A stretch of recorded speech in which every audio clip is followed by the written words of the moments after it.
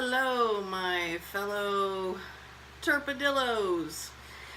Today I'm going to show you some examples of the form that was given to me at the EIPA retreat training last summer with Kevin Williams, or KW.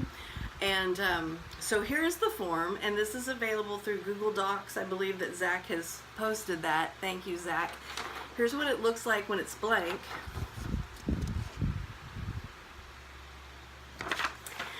I think maybe that's going to be backwards, but you can find the other original form that'll be not backwards, hopefully. Okay, so now we're going to look at this as a preparation tool. So before you go into the classroom to interpret, you have some idea. This is assuming you have some idea of what the teacher's lesson plans are, maybe a look at the long-term syllabus and that kind of thing. And this is a two-step process. First is before you interpret, and then you go back to the form again after you've interpreted. And then you want to go in retrospect, kind of, what do I want to add? As an afterthought, now I know better, and I can add this, and this will help me next time, or it will help me interpret for this student, etc. Okay, so the first, so what I've done is for each of the categories on this paper, it has a couple of columns. For each one, I've given examples based on Kevin Williams' examples of a first grade lesson that has to do with a storybook, but it involves, foundational language and numeracy. And then the other example is going to be a class lecture in a 4th to 5th grade level class about the rainforest. The third one is going to be a high school level class that is going to be regarding social media, pros and cons and analysis and that kind of thing. So our very first category is about Bloom's taxonomy. So if you're familiar with Bloom, it's about like foundational knowledge and child development. So you have your basic foundational knowledge, identifying things, and that's usually going to be first grade, kindergarten. It moves up to where it gets more and more complex until you're looking at analysis and evaluation and synthesizing knowledge. When you're at the top of Bloom, that's a real high school level thing, is being able to really analysis, propose ideas, and synthesize the knowledge that you have. So, okay, so the first one, we're looking at a children's book, and I am imagining or predicting that the knowledge or identifying skills are what's going to be emphasized there. Then for the rainforest, 4th, 5th grade, I'm looking at probably more like knowledge and identification, yes, but also throwing in more analysis skills. And then for my third example with the high school lecture on social media, that one's going to involve a lot more, as I just said, synthesizing knowledge and evaluation. So that's the first one. And I have some copies that we were given with Bloom's taxonomy and what level, in terms of grade level, seems to match, and some verbs that would match each level. So if you want those papers, hit me up and I'll get them sent to you or something. But you can also just look online and find information about Bloom. So then our second category is identifiable standardized testing content, which that's a blast talking about. So I'm going to look at this one as they need to be able to identify shapes. They need to be able to identify their numbers in order, or their days of the week in the proper order. Maybe need to know the beginnings of addition and subtraction. So I would guess that's standardized content for that level. For 4th, 5th grade with the rainforest, I'm thinking like maybe they've learned about landforms, and that's something that might be on the state standardized test. And for high school, probably looking at with high school level, maybe they're going to want to teach about inference I know back in Texas that was an essential skill for standardized testing. So inference, looking at cause and effect, that kind of thing. So that's my second category. My third category involves required previous learning. So days of the week, in the right order, maybe place value. Okay, this is number 32. So what does that mean? It's a 3 and it's a 2, and they're next to each other. So you have these two places, and so you start to imagine how you're going to interpret about place value. And then here, rainforest, probably looking at required learning about geography, maybe including like plants and like the water cycle and photosynthesis, perhaps. With high school, that kind of content that they previously would have learned would be looking at maybe cyberbullying or internet related things. You know, young people tend to be so much more savvy about all of that than my age. So that, and like globalization would be another concept that was probably emphasized previous to learning or doing the social media discussion. So let's see, that's my first, second, and third sections. Fourth says general outline, points, and discourse shifts. So again, I'm predicting, and I'm looking, in this section, it's really important to really focus on state educational standards for Oregon, as well as the other really important thing for this category is students' IEP. Kevin Williams really emphasized that we need to be familiar with the IEP for the student that we're interpreting for. So a lot of times that doesn't happen, but it's really important when you're looking at the general outline that you're preparing and what you think the points will be, what discourse shifts might need expansion, how is the student going to need some accommodation relating to this lesson. Next, fifth, teacher expansions, interpreter expansions. So I'm predicting that first grade, I may need to expand on numeracy concepts. Like before I was showing place value, I might need to expand about that. Numbers that might be cardinal and then ordinal, thinking about how I'm going to expand in terms of the difference between that.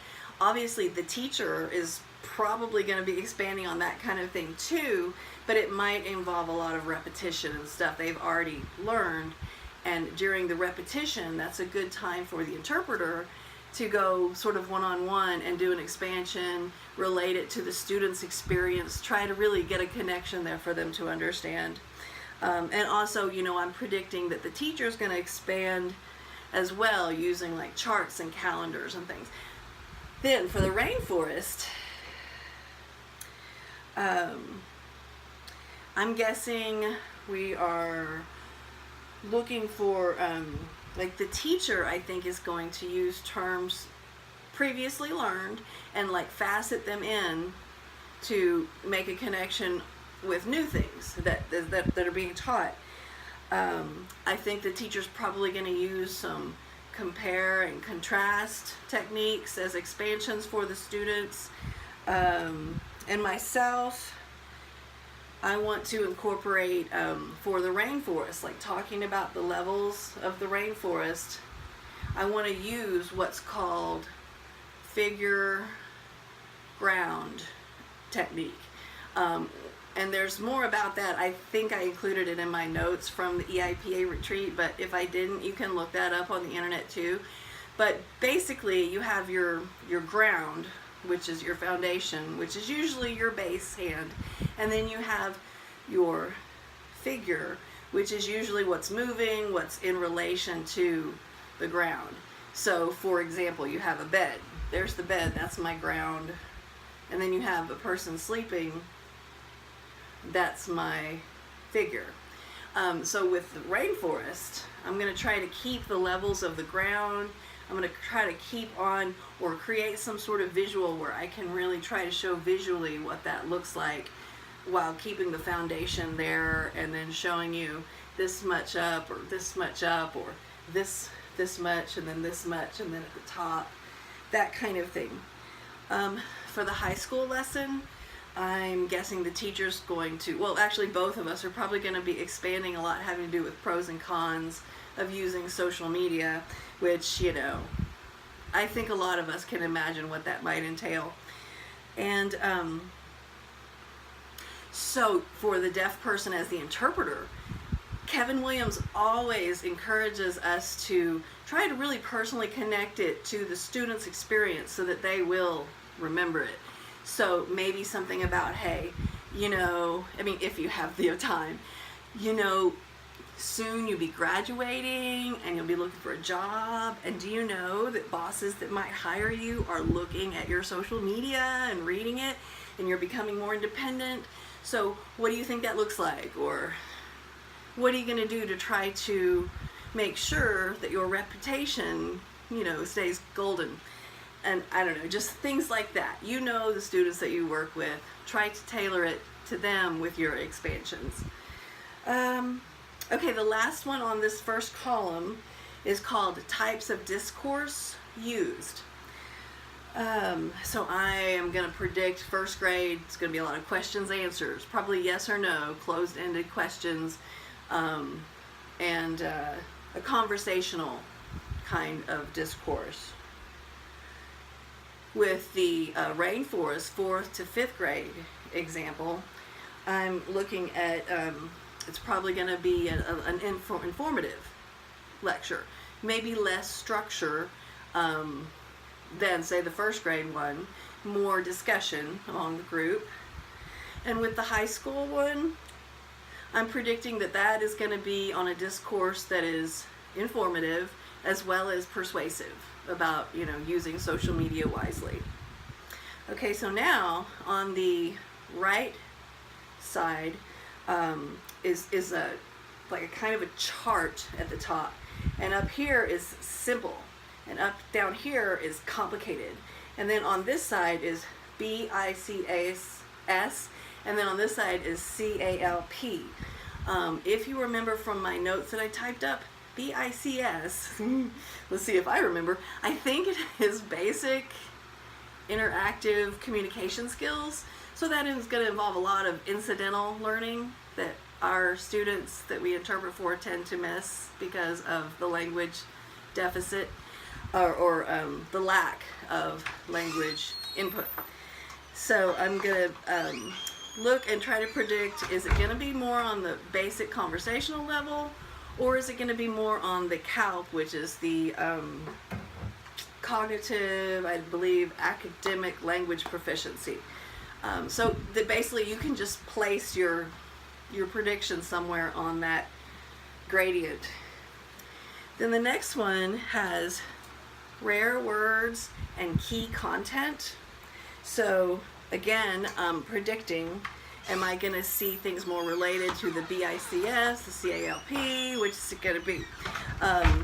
So rare words or key content. First grade, I'm thinking with that story, there's going to be rhyming, months. How they start? They start with a capital letter.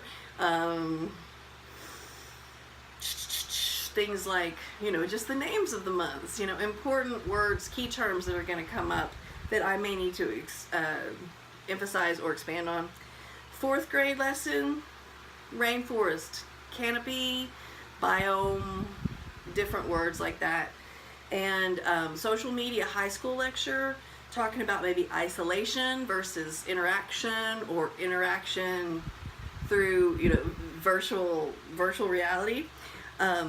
Maybe the word fishing will come into it. Maybe I need to expand that. So try to predict what important key terms are going to come up so you're ready to interpret them semantically. Last is visual organizers that the teacher will use, or visual organizers that I, as the educational interpreter, will create and use. So for the first grade lesson, we're looking at probably, like I think I already said this, calendars, lists, charts, number charts, counting by fives, you know, and different things like that. Rainforest, you could have, I think Kevin Williams actually gave us the example of using kind of a table. It has 3 columns. The first one, and it says rainforest, obviously, is the title. Rainforest is, rainforest has, rainforest can. And then the students will fill in all 3 of those columns to be really applying what they're learning about the rainforest. Lastly, in the high school lecture, maybe think about like a word web. So like we have internet, we have social media. Maybe you have all the different kinds of social media, Facebook, Instagram, or whatever, different things in the center. And then the ideas or the things that we're associating or that we're learning about social media and using it properly. So you might have one side be pros and then another side coming off, and they would be cons. So it's up to you. It's all about your prediction of interpreting for the student. Of course, if you have multiple students, this can be a really time-consuming process. But I think that even if you don't completely use the form, it really gives you some good ideas to start really thinking about in preparation for your interpreting. And like I said before, remember that when you're done interpreting that lesson, you want to come back to the form and either highlight or use a different color ink and fill in, you know, retrospectively, like I could have, next time, you know, I want to do this kind of expansion, or the teacher actually used this visual organizer that was amazing, and so I have to incorporate that in my, you know, in my repertoire. Anyway, so here is the finished form, but I'm very sorry if it's backwards, which it probably is, so I don't know.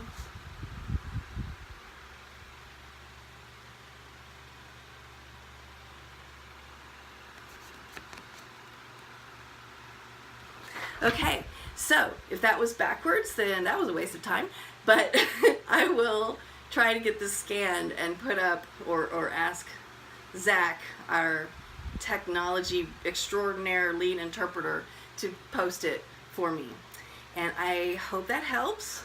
Any questions, please shoot them my way. Y'all have a great day, rock stars.